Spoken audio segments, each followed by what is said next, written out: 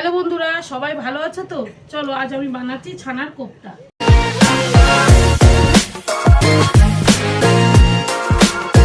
ছানার কোপ্তা বানাতে আমি নিয়েছি জল ঝরানো ছানা, আদা কাঁচা লঙ্কা বাটা, পোস্ত, কাজু, কিশমিশ বাটা, টক দই, ময়দা, জিরের গুঁড়ো, একটু গুঁড়ো দুধ নিয়েছি। এখানে নিয়েছি ভাজা আলু, গরম মশলা, গোটা জিরে, কিশমিশ, শুকনো লঙ্কা, তেজপাতা, হলুদ গুঁড়ো, লবণ আর একটু গরম মশলা আর তেল লাগবে। প্রথমে আমি এই ছানাটাকে ভালো করে ম্যাশ করে নেব। ছানাটা ম্যাশ করার আগে প্রথমে এর মধ্যে একটু লবণ দিতে হবে, একটু গরম মশলা দেব, একটু হলুদ দেব আর একটু চিনি দেব। চিনিটা আনতে ভুলে গেছি, আর একটুর মধ্যে চিনিটা দিতে হবে। আমি প্রত্যেক দিনই চিনিটা ভুলে যাচ্ছি দিতে। ব্যাস, এবার এটাকে ভালো করে ঠেসে ঠেসে বল তৈরি করতে হবে। ছানাটা হাতে ম্যাশ করতে অনেক সময় লাগছে, এখন হাতে আমার অত সময় নেই, সেই জন্য এটাকে আমি মিক্সিতে দিয়ে একবারে ম্যাশ করে নেব।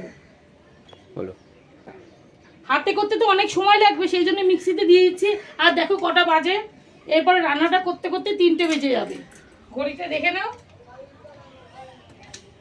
সেই জন্য এটা আমি মিক্সিতে দিয়ে আগে পেস্ট করে নিচ্ছি, তাছাড়া কোনো উপায় নেই। কথা বলো। হয়ে গেছে, মিক্সিতে পেস্ট হয়ে গেছে। এই যে আমি ঢেলে নিচ্ছি। এবার আমি বলটা করতে আমার সুবিধা হবে, সময়টা আমার বাঁচলো মিক্সিতে দেওয়াতে। এবার আমি গোল গোল করে বল তৈরি করে নেব। এর মধ্যে একটু তেল দেব, একটু সাদা তেল দিয়ে মেখে নেব। মেখে ছোট ছোট করে লেচি করে নেব। এইভাবে লেচি করে নেব। আর লেচি করার এই বলটার মধ্যে একটা করে কিশমিশ দিয়ে দেবো, যাতে এটা মুখে কিশমিশটা পড়ে। এই যে এইভাবে একটা একটা করে সব বল করে নেব। এই ছানার বলগুলোকে একটু ময়দার উপর কোট করে নেব। একটা একটা করে সব কটা কোট করে নিয়ে আমি রান্নাটা স্টার্ট করব। কড়াইতে প্রথমে আমি একটু তেল দেবো,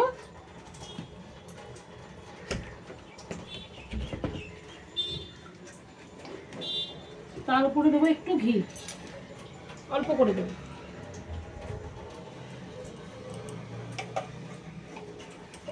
তেলটা গরম করব। এবার কিন্তু এটার ফ্লেমটা কিন্তু কমিয়ে দিতে হবে, নাহলে এই বলগুলো কিন্তু পুড়ে যাবে। তাই আস্তে করে, গরম হয়ে গেছে, আস্তে করে তারপরে এগুলোকে ছাড়তে হবে। বেশি গরম করলে ওপরটা পুড়ে যাবে, ভেতরটা কাঁচা থেকে যাবে।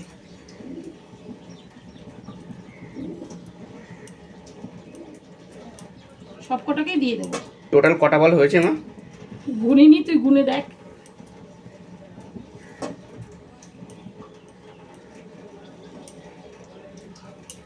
একটু বাড়িয়ে দিচ্ছি, যেই বেশি গরম হয়ে যাবে আবার কমিয়ে দেবো। দিয়ে এবার বলগুলোকে ভাজবো আস্তে আস্তে করে। কিছু বলতে যাও আর? না, ফিরে আসি, ভাজা হয়ে গেলে তারপরে আসছি। এটা ভাজা হয়ে গেছে, এগুলোকে আমি তুলে নেব।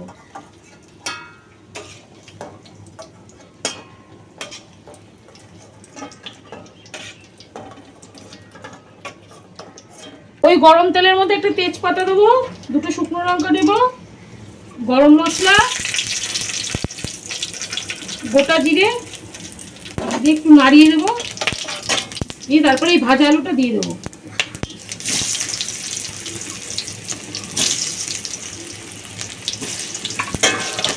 তারপরে জিরে, আদা বাটা, লঙ্কা বাটাটা দেবো।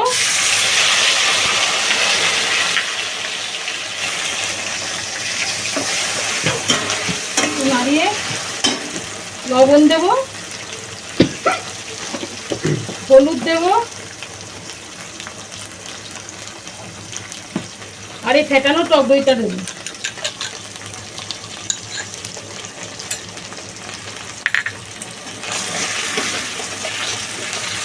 একটু নাড়িয়ে তারপরে কাজু কিশমিশ বাটাটা দেবো, কাজু কিশমিশ আর পোস্ত।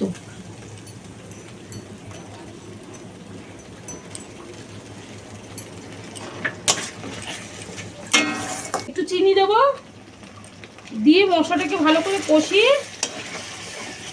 এই দুধ থেকে একটু উষ্ণ গরম জল দিয়ে গুলে নেবো। এটা কি গুঁড়ো দুধ আছে? হ্যাঁ, গুঁড়ো দুধটা গুলে ওর মধ্যে দেবো।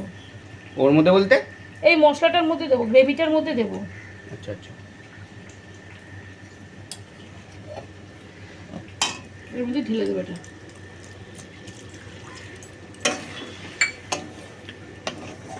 কোপ্তাগুলো কখন দেবে? এবার মশলাটা একটু কষিয়ে নিয়ে তারপরে দেবো।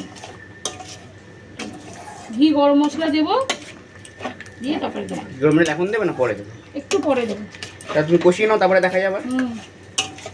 মশলাটা রেডি হয়ে গেছে, এবার আমি একটু ঘি আর গরম মশলা দিয়ে দেবো। একটু ঘি দিচ্ছি আর একটু গরম মশলা দিচ্ছি। ব্যাস, রান্নাটা রেডি। এই কোপ্তার উপর এটা ঢেলে দেবো। ঠিক করে বলো, বলো গ্রেভির উপরে এই কোপ্তাগুলো ঢেলে দেবো? না, এই কোপ্তার উপরে গ্রেভিটা ঢালবো। ও কোপ্তার উপরে ঢেলবে? হ্যাঁ। ও আচ্ছা, আসলে আমি জানি না তো, ওই জন্য আমার হয়তো ভুল হয়েছে। যাই হোক, ঢেলে দাও।